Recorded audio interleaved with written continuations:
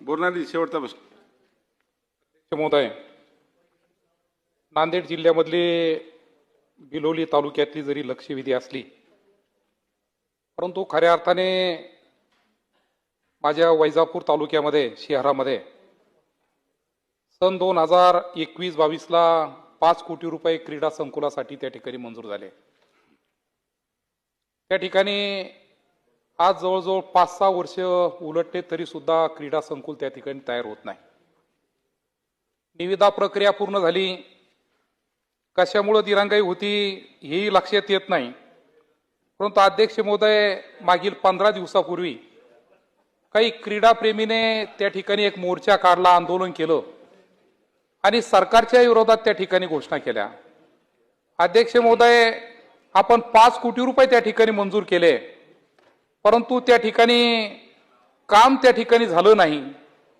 आम्ही तालुका कमिटीने जे काम त्या ठिकाणी सुचवले होते, इनडोअरसाठी एवढ्या रकमेची बिल्डिंग त्या ठिकाणी तयार करावी, कबड्डी असेल, खो खो असेल, आउटडोअर गेम असतील, त्यासाठी इतका पैसा खर्च करावं, परंतु अद्यापपर्यंत त्या ठिकाणी कोणतंही काम त्या ठिकाणी पूर्ण होत नाही। म्हणून अध्यक्ष महोदय, मी आपल्या मार्फत त्या ठिकाणी विनंती अशी करीन का टेंडर होऊन इतके दिवस झाले, इतक्या दिवसात खऱ्या अर्थाने काम त्या ठिकाणी पूर्ण व्हायला पाहिजे होतं, परंतु क्रीडा प्रेमी लोकप्रतिनिधीच्या विरोधात आंदोलन त्या ठिकाणी करताय आणि म्हणून हे काम किती दिवसात पूर्ण होईल हा पहिला प्रश्न आहे।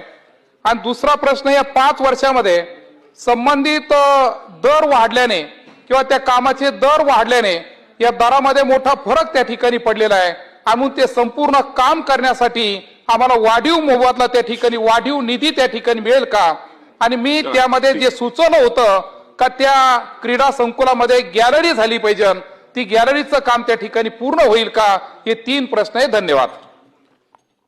अध्यक्ष महोदय, वैजापूर तालुक्यातला जो क्रीडा संकुलाचा विषय सन्मान्य सदस्यांनी मांडला, त्यामध्ये मी एवढं सांगू इच्छितो की अध्यक्ष महोदय, सार्वजनिक बांधकाम विभागाकडनं किंवा सार्वजनिक बांधकाम विभागाच्या अधिकाऱ्यांच्या काही दुर्लक्षामुळे, दिरंगाईमुळे जर काम लांबलं असेल तर नक्की त्या बाबतीमध्ये कार्यवाही केली जाईल।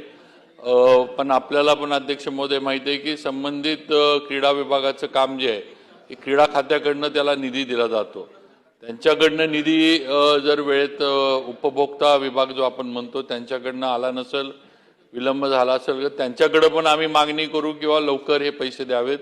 त्याचबरोबर जे काही दर वाढलेले आहेत ज्याच्याबद्दल सन्मान्य सदस्यांनी केला की रेट वाढलेले आहेत त्यामुळे काम होत नाही, तर त्या पद्धतीनं पण आम्ही संबंधित उपभोक्ता विभागाला कळवू की या कामाला वाढीव सुधारित प्रशासकीय मान्यता वगैरे लागणार आहे आणि त्याप्रमाणे लवकरात लवकर दोन्ही हे सन्मान्य अंतापूरकर साहेबांच्या इथलं सुद्धा आणि हे सुद्धा काम पूर्णत्वाला नेलं जाईल।